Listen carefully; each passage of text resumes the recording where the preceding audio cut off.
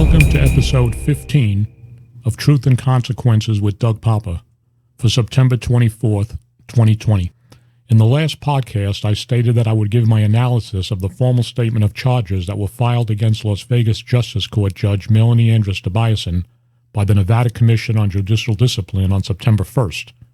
On September 21st, Judge Tobiasson's attorneys filed a response and motion to dismiss the formal statement of charges. I'm going to address new revelations contained in that motion by breaking them down in several shorter podcasts. Right now, according to the response and motion, Las Vegas Metro Police Homicide Detective Jarrod Grimmett refuted Judge Tobiasson's claims that she made to me in my May 2018 on-the-record recorded interview with her, where she alleged that she stated she received confidential investigative information concerning the 2016 unsolved Kauffman double homicide from Detective Grimmett. According to the motion that was filed by attorneys representing Judge Tobiasson, Detective Jarrod Grimmett, in an interview with an investigator for the Judicial Commission, stated that when asked if he had provided Tobiasson with confidential information, Grimmett responded, quote, "No confidential information," unquote. Further, the motion states Detective Grimmett did not believe Tobiasson was even requesting confidential information. This is the first time that we now have a statement from a police official commenting on Judge Tobiasson. Multiple media requests that I have sent to the police in reference to Judge Tobiasson's statements have gone unanswered for almost 2 years. So, who is telling the truth here, Judge Melanie Andress-Tobiasson or Detective Jarrod Grimmett?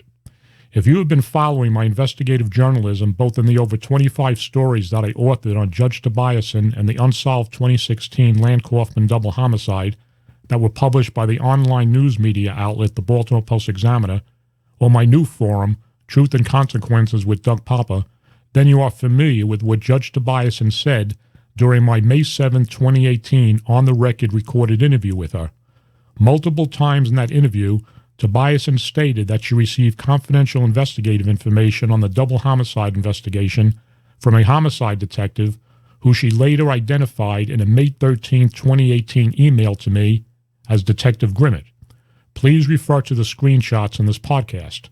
In my next podcast, I will address discrepancies and false information contained in Judge Tobiasson's motion.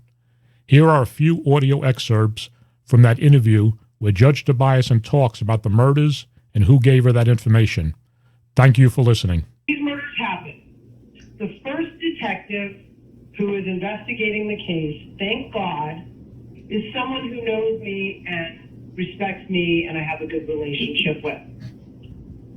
He tells me for the first 3 or 4 weeks after the murders, while Shane Valentine is on the run, what information they have and what proof they have that Shane's involved. And they have his phone pinging at the apartment. And then what happens is after the murders, the phone is turned off almost immediately. And then the next time his phone is turned on, it's in Baker, California. Apparently Neo never deleted his texts. There's text messages between Neo and Shane. There's text messages between Ali and Neo confirming that she has an involvement with Neo, prostitution-related involvement with Neo. And there are many, many, many other text messages on this phone, but I'm advised of this by the detective working the case, that they have this information. I'm told that they have Domo's DNA, that Frankie's phone pings at the apartment, that they caught Frankie in all kinds of lies. And one of the most significant things is that after the two are dead, nobody ever texts them again. Right. They never sent another text.